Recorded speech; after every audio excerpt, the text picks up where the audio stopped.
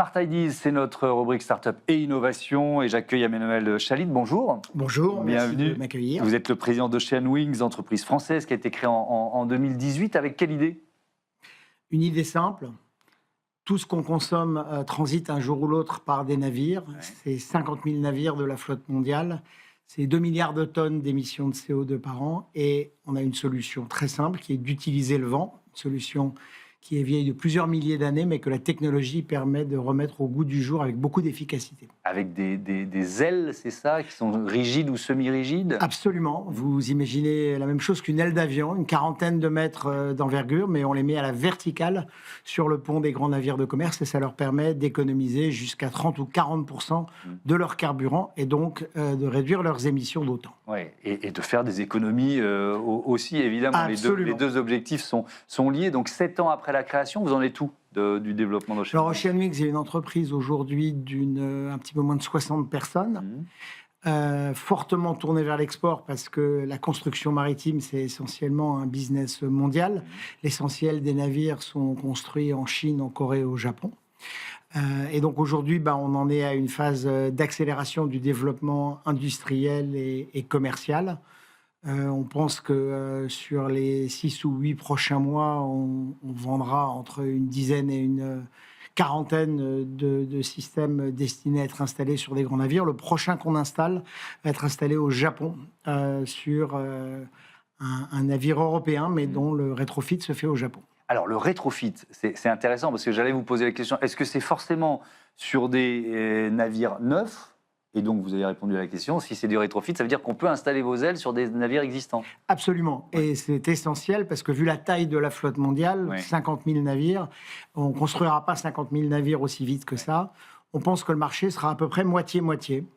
Les économies seront plus importantes sur les navires neufs, mais il n'y a pas d'obstacle sur la plupart des navires à en mettre, même s'ils existent. Ouais. C'est un investissement lourd. Et quel retour sur investissement? Alors, lourd, ça dépend par rapport à quoi on compare. Un grand navire de commerce, ça coûte très cher.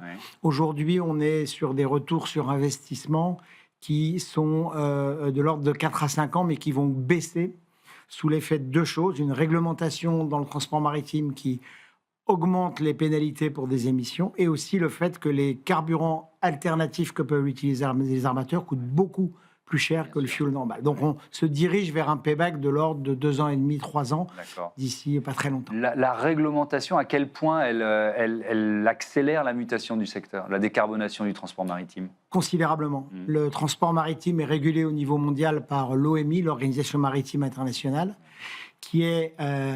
et ça va être la première industrie qui aura voté d'elle-même, finalement, une taxation de ses émissions.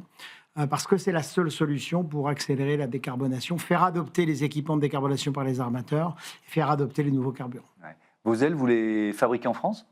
Alors, on en fabrique une part importante en France, dans notre usine qui est située à Caen, dans le Calvados. Mais on en fabrique aussi une part importante, notamment les plus grosses pièces, en Chine.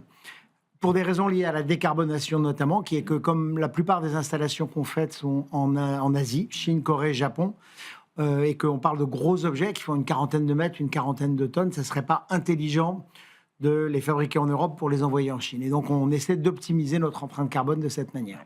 Il y a eu plusieurs levées de fonds dans votre histoire. Je crois 10 millions d'euros annoncés en 2021, près de 20 millions d'euros annoncés en 2023. Il y a encore des levées de fonds en prévision. Avec quelle logique, quelle stratégie derrière tout ça? Le premier élément, c'est qu'on parle d'un marché énorme. 50 000 navires à équiper, c'est un marché en valeur de 200 milliards de dollars. C'est une compétition internationale. Tous nos grands concurrents sont européens, mais non français. Il faut les moyens de développer l'infrastructure industrielle. Il faut les moyens de développer le réseau commercial.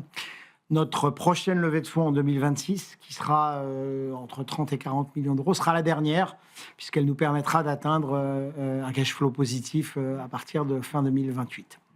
Merci beaucoup Emmanuel Chalit, bon vent à vous. C'est le cas de le dire, à Oceanwings. Voilà, c'est la fin de ce Smart Impact. Merci à toutes et à tous de votre fidélité à Be Smart for Change, à la chaîne des affaires. Je vais remercier Nathalie Croiset, la coordinatrice éditoriale, et Alexis Mathieu qui s'occupe de la production de l'émission, à la réalisation Fabien Boucnog et au son, c'était Paul Sanchez. Belle fin de journée, à demain.